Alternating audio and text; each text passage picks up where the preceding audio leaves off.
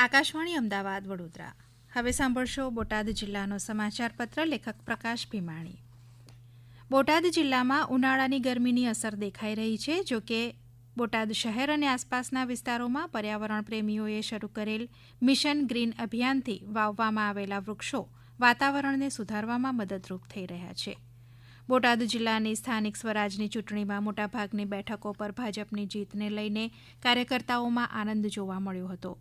જિલ્લામાં બોટાદ અને બરવાડા નગરપાલિકા, બોટાદ જિલ્લા પંચાયત તેમજ બોટાદ, ગઢડા, બરવાડા, રાણપુર તાલુકા પંચાયત મળી કુલ 7 સ્થાનિક સ્વરાજની સંસ્થાઓમાં ચૂંટણી યોજાઈ હતી. આ તમામ પર બહોળા જનમત સાથે ભાજપનું શાસન યથાવત રહ્યું છે. કોંગ્રેસના પરાજયને લઈને જિલ્લા કોંગ્રેસ પ્રમુખે સ્વૈચ્છિક ત્યાગપત્ર આપ્યું હતું, પરંતુ ગુજરાત કોંગ્રેસ દ્વારા તેનો અસ્વીકાર કરાયો હતો. 10મી એપ્રિલે વિશ્વ હોમિયોપેથિક દિનની ઉજવણી નિમિત્તે નિયામક શ્રી આયુષ કચેરી ગાંધીનગરના માર્ગદર્શન હેઠળ બોટાદ જિલ્લા આયુર્વેદ શાખા તથા સરકારી હોમિયોપેથિક હોસ્પિટલ બોટાદ દ્વારા કેમ્પનું આયોજન કરવામાં આવ્યું હતું, જેમાં તમામ દર્દીઓનું નિદાન અને જરૂરી દવાઓ વિનામૂલ્યે આપવામાં આવી હતી. સર્વોચ્ચ અદાલત દ્વારા સમાધાન સમારોહ 2026 વિશેષ લોક અદાલતનું આયોજન કરવામાં આવી રહ્યું છે. આયોજનના ભાગરૂપે બોટાદ જિલ્લાના જે પક્ષકારોના કેસો સર્વોચ્ચ અદાલતમાં પડતર હોય તેમને આ પ્રક્રિયામાં સામેલ કરવા માટે વિશેષ વ્યવસ્થા કરવામાં આવી છે. ગુજરાત રાજ્ય કાનૂની સેવા સત્તામંડળના માર્ગદર્શન હેઠળ બોટાદ જિલ્લા કાનૂની સેવા સત્તામંડળ દ્વારા આવા કેસો માટે પ્રી લોક અદાલત કન્સિલિયેશન બેઠકનું આયોજન કરવામાં આવશે.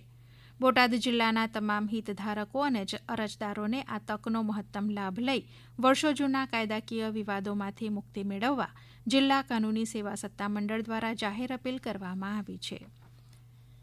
પ્રધાનમંત્રી નરેન્દ્ર મોદીની ઇંધણનો બચાવ કરવાની અપીલને ગઢડા ગોપીનાથજી મંદિર દ્વારા સમર્થન જાહેર કરવામાં આવ્યું છે.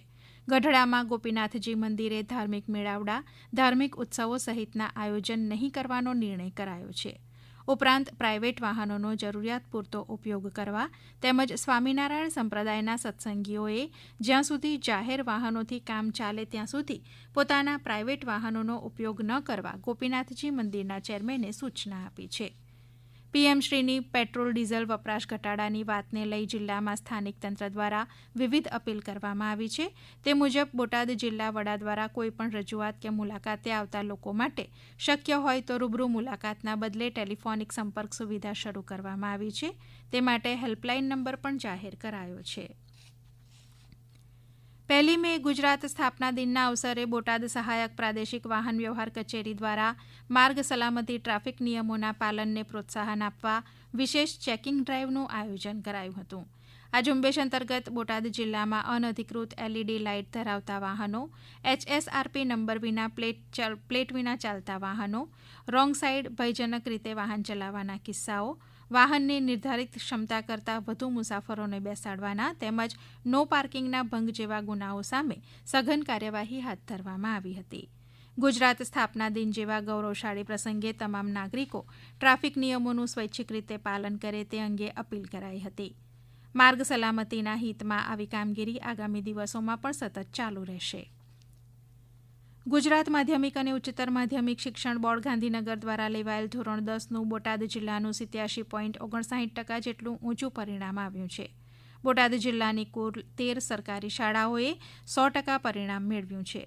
જિલ્લામાં આવેલ અલમપુર, સીતાપર, શિરવાણિયા, નભોઈ, નાની વાવડી, ચારણકી, જૂના નાવડા, લીંબોડા, નાગલપર, જનડા, લાખણકા સહિતના ગામની સરકારી માધ્યમિક શાળાઓ તેમજ બોટાદની મોડેલ સ્કૂલ, ભીમડાદ ગામની સરકારી માધ્યમિક અને ઉચ્ચતર માધ્યમિક શાળાનું 100% પરિણામ આવ્યું છે.